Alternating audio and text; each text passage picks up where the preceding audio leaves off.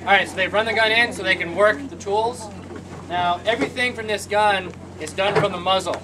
That's the business end of the gun right here. You can't load or do anything from the breech, the back of the gun. That happened later on in history. First he takes the worm, this little curlicue thing, and you run that into the gun, spin it around, and that's to remove anything that's left over from the last time the gun was fired. Every time we fire this gun, we operate as if it was just fired.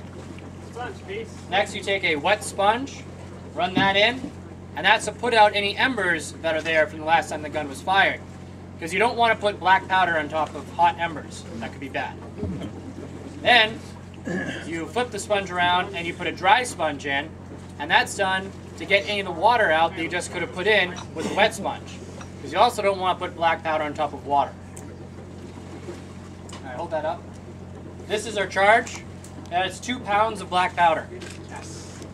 Now, everything we do is 100% real. Okay, this is not fake, this is not Hollywood. This is real. This gun operates the same way it would have done 200 years ago.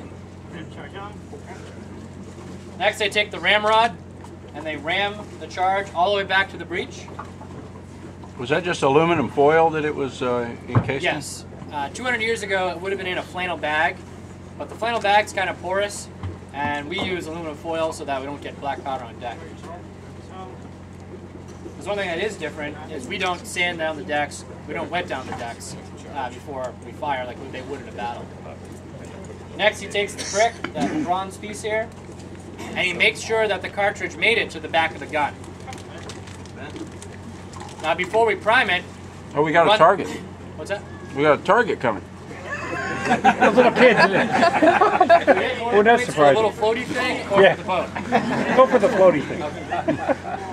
So now they're running the gun out before we prime the cartridge. And the reason we do that is because we don't want the gun to go off inside the ship. We want the gun to go off outside the ship. So we blow up those little kids on the floaty thing as opposed to us. Oh yeah. Perfect. Well, they'd be surprised.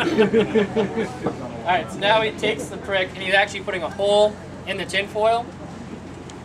So we can take the quill, which in 1813 would have been a goose quill that they'd fill with black powder and run in. Today we take Scotch tape, we sprinkle some black powder on it, and then run that on the inside of a paper straw. He seemed to prefer this method.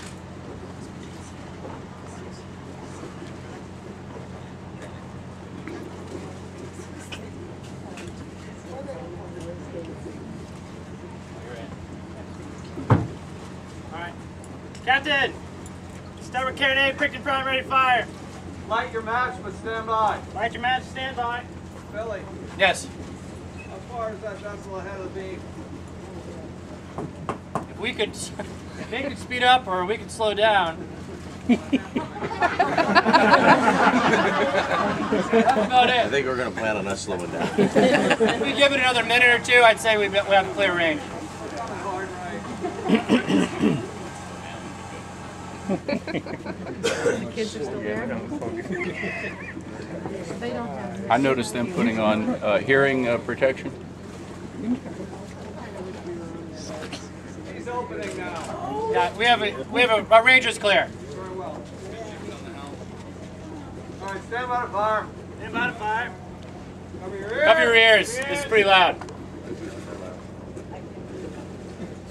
Fire. Fire.